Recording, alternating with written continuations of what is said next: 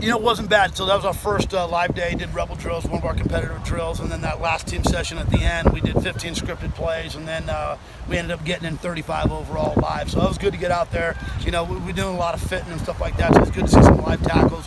Started off a little slow, and I talked to the guys about that. We got to do a better job of transitioning out from the meeting room and getting going. But once we did, it was a pretty good practice. So again, we're, it's crazy. We're already, finished 5. You got 3 more to go, and then you take the break and you come back with the last 7. One of those is a spring game. One of them is a helmet-only practice. So, it's going by fast. But I like the energy to this point, and I like where we're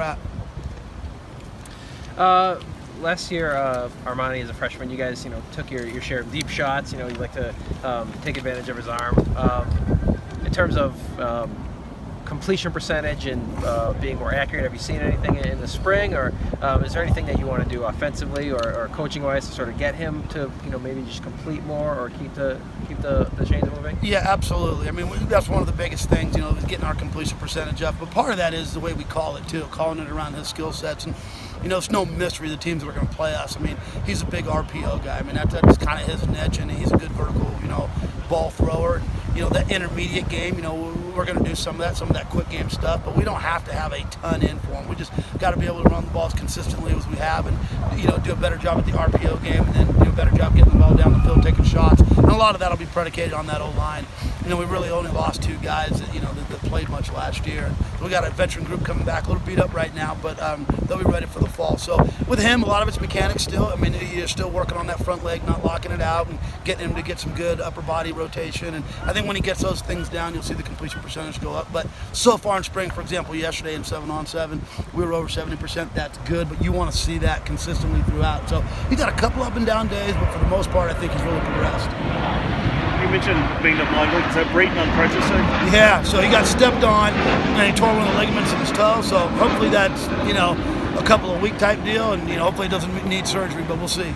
Okay. Yeah. And kind of a mass unit up there right now. It was like you had first on defense, you had Gibbs at safety and then Alexander linebacker. Is that? That's just all. We're just rotating guys in. I mean, right now Coach Skip's told him there's no depth chart on defense. It's wide open competition. The first bunch of days you saw Gabe in there, you saw Bailey in there, Javen White. You got Spencer Catawonga, who looks really good right now. Farrell Hesser, who's got a bunch of starts under his belt. You got JD in there playing a bunch. Gibbs over at the safety spot. So honestly, when it comes to the backers, when it comes to the safeties, those guys. There's a hard competition coming. Do you see, I think last year had Javen starting in the safety early in camp and then moved to linebacker. Do you maybe see some of that happening too? The guys are kind of move back and forth? Well, it'll depend. The linebacking core for the first time has got a lot deeper, and we've got some really good guys coming in. There's some freshmen coming in that have the body types that are going to be able to contribute right away, so we're excited about that. I don't see safeties moving into the box this year. I think we're probably past that, but who our starting safety is going to be, I don't think we're going to know by the end of spring. I think we're going to have an idea of the 4 or 5 guys are going to be competing, but then when we get into fall camp, that competition is going to pick right back up. Because you bring the guys in. Yeah, we have one new safety coming in, Phillip Hill out of Houston. And there's a proposed new rule about the kickoffs. What do you think about that? Well, it's funny because I saw you wrote the article the other day about there's a lot of different rules happening, and I think they're good. The one you talked about with the red shirt, that's a good deal. And the one thing I didn't mention the other day, it's really big for player safety too. When you have more bodies that are available, you don't have to have guys out there that aren't 100%. And then when it comes to the new rule you talk about on kickoffs. It's one of those deals where I'm an old traditionalist, and I love the old rules and returning kicks, and and I know we're taking some of the physicality out of the game. However, I do understand for the game and for where it's going, we have to be conscious about that stuff. So, I don't know. I'm a little torn on that. It's kind of weird, fair catching the ball on the 5-yard line, taking it out to the 25. I think one of the biggest concerns is football is the collisions that occur on kickoff. It's probably the most violent collision there is in the game. They've changed from a wedge. It used to be a full flying wedge, and now it's a 2-man. They've talked about eliminating a wedge completely. If they go to the fair catch, it'll drastically change the kick return game. So I don't know. I'm torn. Player safety wise, I get it. I get what they're trying to do. So if it's going to make the players safer, then I'm for it. Again, the traditionalist in me wants to see them running back out. Coach, what do you think is the biggest challenge for Tim Skipper? Is it figuring out where the pieces fit, or is it adjusting the scheme?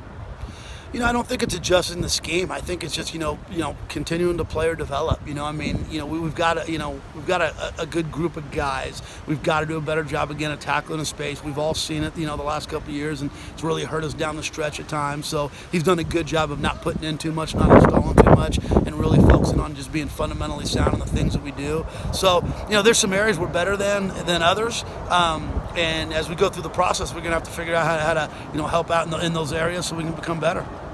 Thank you, Coach. Thanks, Tony. Yep.